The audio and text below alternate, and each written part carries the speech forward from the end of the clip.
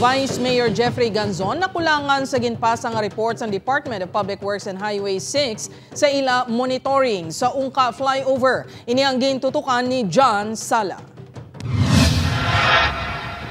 Daily monitoring ang ginpromisa, apang weekly report ang ginpasa.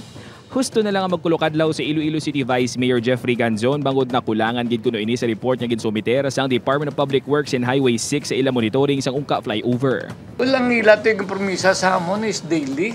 Daily. So sila dapat everyday kahatag sila. Amo itong ginatag na buyan nila nga tuglanon sa pag-public hearing ta.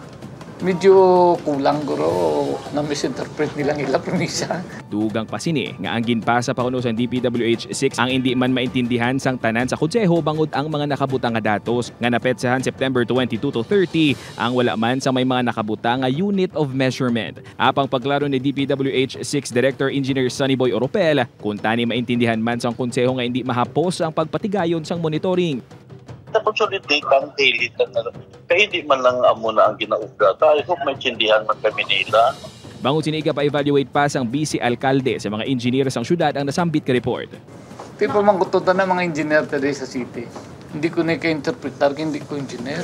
Ate guro nga ito na mga engineer, di mo pangabayon tang mag-usisa. Sa pamangkot naman kung nga wala sang unit of measurement nga nakabutang sa report nga ginpasa sang DPWH 6 sa konseho nga amuman ang ginapamangkot sang opisina sang BC Alkalde, ini ang sabat ni Oropel.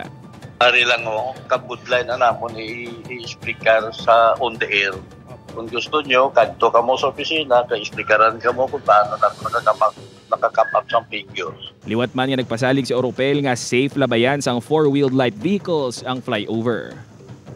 Upod kay Hans Dishato, John Sala. 1 Western Visayas.